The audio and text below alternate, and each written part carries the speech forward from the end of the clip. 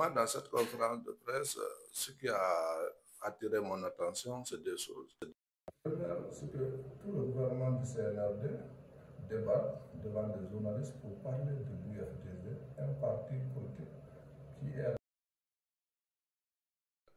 la mauvaise conduite de la transition. Donc, si le chef du gouvernement, accompagné de plusieurs ministres, fait une conférence de presse dans ce sens, je me suis dit que l'UFDG est pour le gouvernement peut-être un ennemi à abattre. Sinon, le gouvernement a des revendications des citoyens à satisfaire, a plusieurs choses à faire au lieu de parler de l'UFDG. Donc, si Baoudi, en tant que Premier ministre, parlait de l'UFDG et de Cellou Dalein, je me suis dit que Cellou Dalein est le prochain du CNRD. Donc, certainement, dans toutes les développement ou bien de la transition, on ne parle que comment abattre l'UFDG, comment réduire l'opposition en tête de l'UFDG au silence.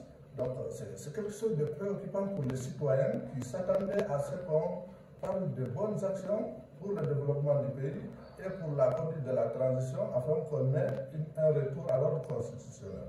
Ça, c'est la première des choses. Deuxièmement, j'ai suivi le Premier ministre quand on lui a posé la question de savoir pourquoi actuellement il soutient le général Mamadi Doumbouya, alors qu'en 2009, il avait combattu le capitaine Moussa Dadji Camara, étant donné que ce sont les mêmes sujets. Donc, il répond ceci. En 2024, pas la même chose. Actuellement, il est Premier ministre, il a des opportunités. Il ne peut pas combattre le général Mamadi Doumbouya comme il avait combattu le capitaine Moussa Dadji Camara. Ça veut dire quoi? Il est Premier ministre, donc il accompagne. Et en 2009, parce qu'il n'avait pas de responsabilité au sein du gouvernement, c'est à cause de ça qu'il a combattu le capitaine Moussa Dadji Camara. Et dans sa logique, il parle de conviction. Donc, on se demande c'est quoi le mot conviction veut dire pour le Premier ministre.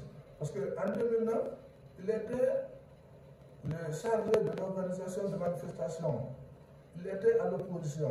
Donc on connaît tous les discours qu'il disait, voilà, une transition longue, ça ne débouche qu'à des dangers, on ne peut pas laisser le ministère au pouvoir illégalement. Maintenant, en 2024-2025, il revient dire tout le contraire de ce qu'il avait combattu en 2009.